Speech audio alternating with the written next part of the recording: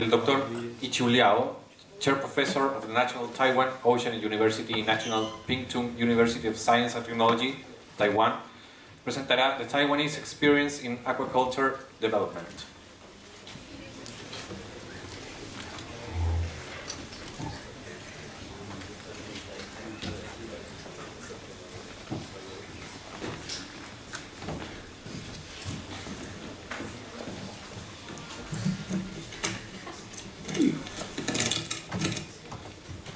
Thank you. This is my great pleasure have such a chance.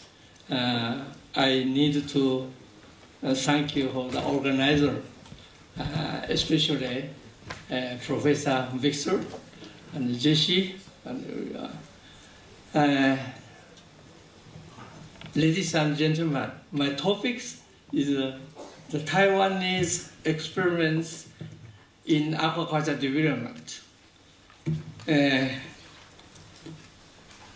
Outline is a history of aquaculture in Taiwan, stage of aquaculture development, and the opportunity and the weakness summary. Make a comparison with Chile. Taiwan's aquaculture production figure is 330,000 tons, and Chile is 870,000 metric tons. So almost the 2.5 to 3 times, and in terms of the value is also about 3 times of Taiwan's. The Taiwanese aquaculture have a long history, 350 years, and Taiwan possessed a good condition and skillful farmer for aquaculture development. In the 1930, annual production already reached 20,000 metric tons. Among top 10 aquaculture countries in 1980 and early 1990 is among the top 10. But now Chile is instead of the Taiwan. Chile is one of the top 10 countries. And talking about the traditional stage, 350 years ago, our traditional milkfish culture, like this one, and establishment of fishery research station is, I show you. We started from 1913, and recently is 1945, established Taiwan Fishery Research Institute. This is the brief history. And the prosperous stage, grass carp, you know the grass carp, silver carp, we succeed for the artificial propagation in 1963. And then grass plant are married. And also I want to mention the founding member country of the Asian Fishery Society. This is the very biggest society of the Asian area. And this one show you some history of the Asian Fishery Forum. And first of all, I want to introduce in 1963, I just mentioned grass carp, we succeed for the artificial propagation.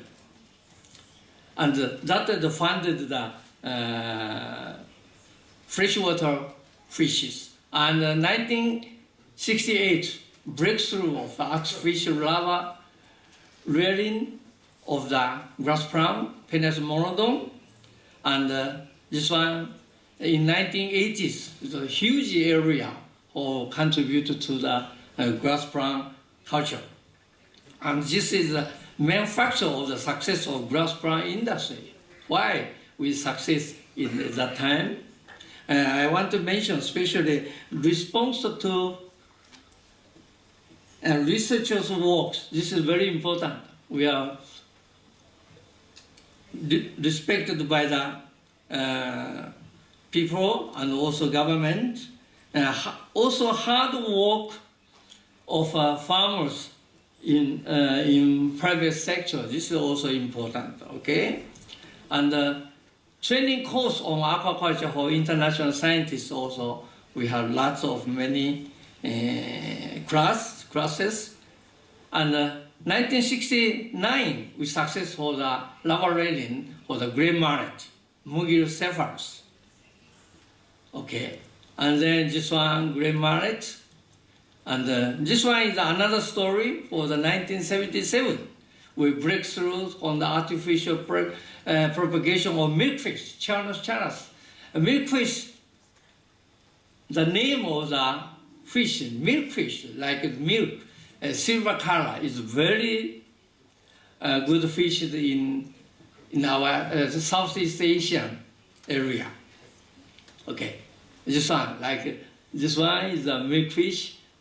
Okay, and this one is another item for success, the commercial production of various formulated feed. Okay, transition stage, we met several setbacks, land subside, groundwater salinization, and disease outbreak. This is a setback. And another outreach stage, evaluation of aquaculture strategy, integration of related science, and international linkage is very important, and diversification of culture species and technology. Yeah, this one is to show you the some international linkage. We have the many linkage with the country, Australia, Czech, France, Norway, South Africa. I think this time I come here, I think there's so many contact with Chilean people. I also I want to make a good cooperation with Chile, and active participation in the international events. Asian Fisheries Society now changed the name, Asian Fisheries and Aquaculture Society. Just recently become this new name, World Aquaculture Society, World Fishery Congress, and many. Okay, and further diversification, integration with more related science, adoption of modern automation device, breakthrough of mass fry production in more new species. I just show you so many level-saving automation system. Okay, this one show you the technology transfer and capital outflow from Taiwan. Taiwan is compared with Chile is 1/10, very small, tiny country, but we are very active in the aquaculture. Also, this one is the interaction with foreign scientists, many. Okay, now I'm talking about some diversified shellfish species for aquaculture. The first one I want to mention the Pacific oyster. Okay, next one, this is a small abalone, yeah, Haliotes. Taiwan, the annual production is 3,000 tons. I just checked from Chile is just less than 300 tons at this moment, I think, okay? And this is another spotted baby long, okay? Okay, now it's transferred to fish species.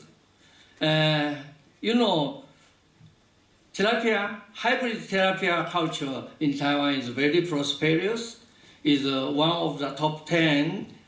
And the second, red drum. This is introduced from the, Texas. Okay, next one. This eel. Eel culture is very prosperous in Taiwan. I show you some figure. This one. The maximum here is almost 55,000 tons. Is very And recently it's become the stagnant stage, 1906, yeah. But like this one, they are production figure. Okay, this one is another item, cobia. I don't know, that's not so familiar in the Chile country, I think, but in Florida, many countries is already adapted the to culture, started to culture the cobia. Okay, I show you another, yeah, like this one. It's very, 1 year become the 6 kilo. It's very, grows very fast. It's a good fish. I like it, okay. This is another yellow tuna, yellowfin tuna. We also already started, okay. This one is juveniles collected by long line and very carefully handled, stocked in the offshore cage. And this one show you 2 years they become the 20 kilo. Is another very good species. Okay, this one is other rising star of the aquaculture, emperor snapper, coral trout, sturgeon. We also started the culture of the sturgeon, very prosperous. And this is another item. Okay, also we not only for food fish, also the standard living is up. So we encourage the people to start to culture the ornamental fish. Is also exported a lot. Singapore is the best country in the Asian area, but Taiwan is also very actively to produce the ornamental fish. Okay, this one is ornamental. Okay, yeah. Now I'm talking about the opportunity. Taiwanese aquaculture industry is known for diversification feature. I just mentioned so many species, 125 and 150 species. Okay, in Taiwan, to properly use the facility to make polyculture and crop rotation possible, to provide the alternative commodity to the market, enlarge existing or to develop a new market, to avoid overproduction of certain species, reduce risk of disease outbreak, provide incentive to fish farmer of young generation. I think the aquaculture, like the horticulture, every day you give them the, even give them the prawn. I think nobody want every day to eat only eat the prawn. I think they want to diversify. So this is the, I make some comparison. In contrast, particularly is limited within 40 species in Japan. And in Chile, from the FAO statistics, 18 major species. Norway, 11 species. This is the, because I come here, I checked some statistics. Okay, okay, 2. Under the government policy, I think we have the many regulation, HACCP, GMP, ISO, and effort to keep pace with international research in developing cage culture of cobia, grouper, and tuna. This is one opportunity. The third opportunity is biotechnology. I want to mention the WSSV non-structural protein ICP-11 is recently discovered DNA mimic protein as a nucleus enhancer. It is also found that at high temperature over 32 centigrade, WSSV's replication is suppressed. So this one is also very useful method to overcome the viral disease. Okay, I'm talking about the, oh yeah, sorry, not 150, 125 species generally, okay, in Taiwan recently, okay? And then this one is the top 10 species. Tilapia, I just mentioned tilapia is 81,000 tons in Taiwan, small tiny island country, but we produce a lot of. Second is the hard clam, and then salt, milkfish. Milkfish is very important, almost 50,000 tons. And another, here I want to, shrimp, white shrimp is 10,000, and the giant freshwater prawn about 10,000. This is some species, okay. And talking about the weakness, Taiwan's aquaculture industry is mainly family-based business with less modern high-tech company. All is private sector. Insufficient development of new ingredient to substitute fish meal in formulated feed. This one, you know, the fish meal is very expensive year by year, so I think this is also very important item. Too much budget went to research of molecular biology and biotechnology. I don't know that in Chile, so many, in another country, many countries, lot of the money is go to the molecular study. I think that this is not whole traditional farmer is not so happy.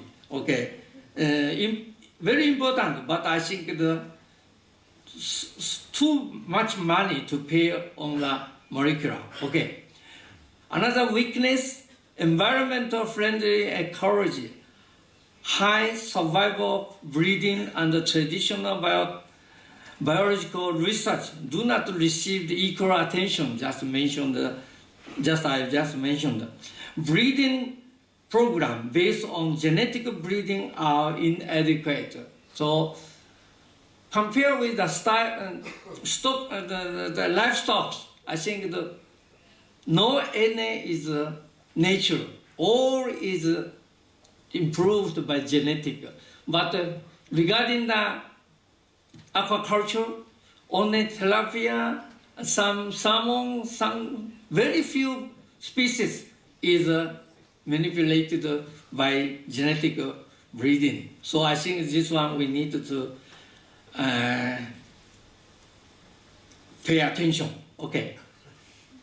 Okay. Summary. Taiwan has made many breakthroughs in aquaculture development and is well recognized in the world in past time. Optimal climate, suitable water, soil, abundant natural resources, established and accumulated technology, ambitious and flexible aqua farmer, diligent scientists in various research fields. Diligent scientists is also, I want to mention here.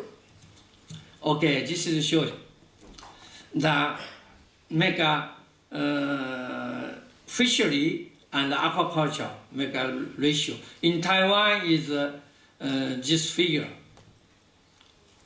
Oh, sorry, back to, okay. Okay, and another, I show you the next one. Oh, this is talking about the, despite the setback, new technology are now being implemented in many ways to revive the Taiwanese aquaculture. So many use the super intensive aquaculture system, many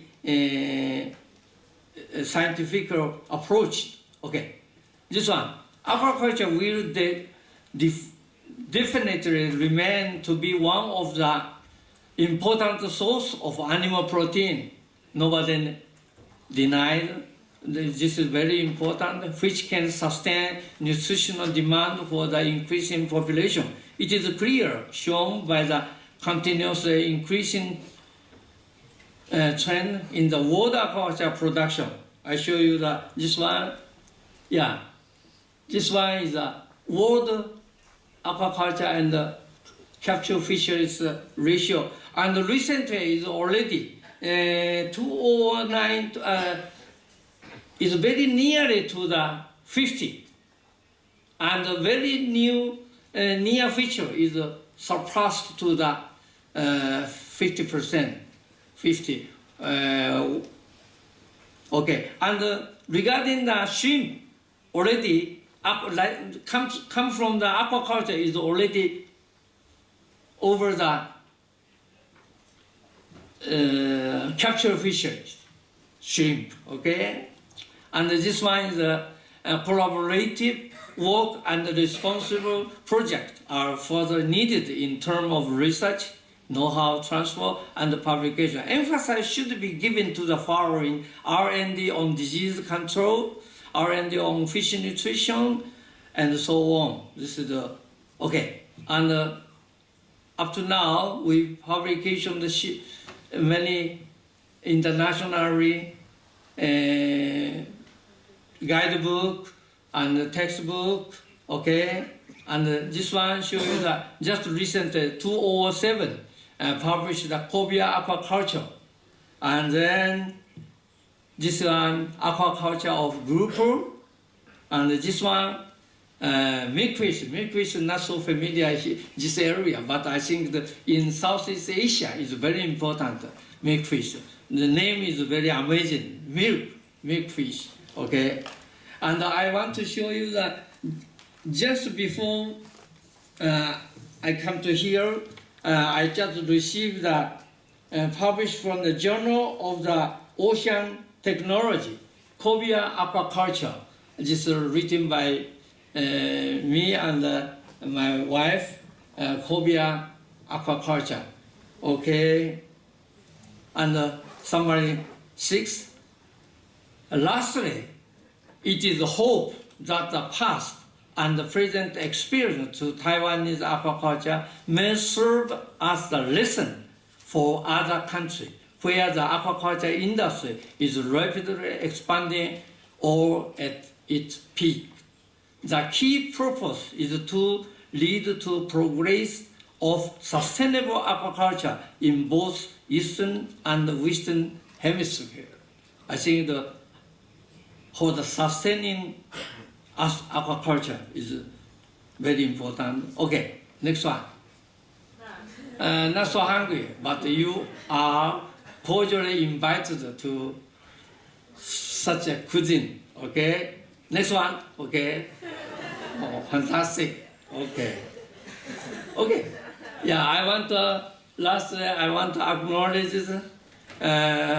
Professor Victor invite me, and Li Zhaoxin, Professor Li, he introduced me. Yeah, he introduced a lot for Chile is how good, how nice. Yes, great country. I come here.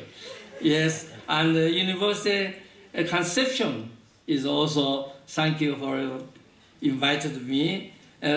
Also, Census of Marine Life, several times I know this one, and Alfred Solon Foundation, Vice President is here.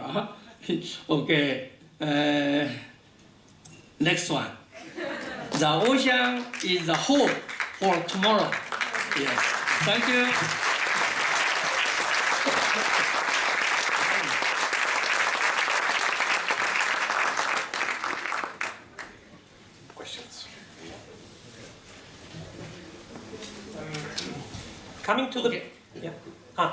Coming to the point of sustainability, well, I know that traditionally the Asian and also the Taiwanese apiculture was mainly based on herbivorous species. Now I saw that in your presentation there are several carnivore species that are obviously an important part of agriculture nowadays.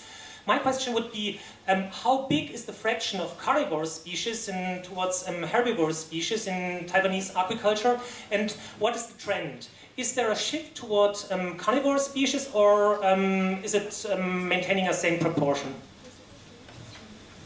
You're talking about the herbivorous species and carnivorous species? Yes. Like the Chinese carp, grass carp, and silver carp, all of this is belong the herbivorous. Like the tilapia is omnivorous, and carnivorous is sea bream and cobia, and tuna fish is also belong the carnivorous. Do you have a Yes. number of the fraction, percentage of production of carnivores? Oh, you mean the how percentage of this one? I think that in this time, up to now, I think nobody so pay attention on the herbivorous. But I think the fish meal is expensive year by year. I think there must be pay attention on the how to culture the more species of the herbivorous, and also omnivorous is carnivorous is very expensive. That is reason. Okay, is enough for you? Okay, later. Yes, hi, Martin Thiel here. Thank you for your presentation. My question is whether the emphasis in culturing the species is on native species, or whether you are also culturing some species from other areas in Taiwan. Yes, in the initial stages, or pay attention on the native species, but I just mentioned aquaculture is like the horticulture. Every meal you give them the even good one, for instance, for shrimp. But every meal you supply him the shrimp. I think not so good. They need to variety. So in that, for the variation, we started for the introduce some like the red rum from the Texas and other what the people like it. We introduced those species to culture. Is it okay? Well, and then maybe the next question immediately would be, what do you do to prevent that those species escape into the native habitats? Yeah, this is very good questions. We need to pay very carefully. So our government is restricted, not so let the private company, private sector to import it by themselves. We need to, through the institution, government institute, to check those species after the introduced is no harm to the ecosystem, and then to free to give them the people to start the culture. So in this by the regulation, is okay. Need to through the very restricted regulation system. Thank you. Yeah. Last question there. Last question. Okay, it's related to the question of Professor Thiel.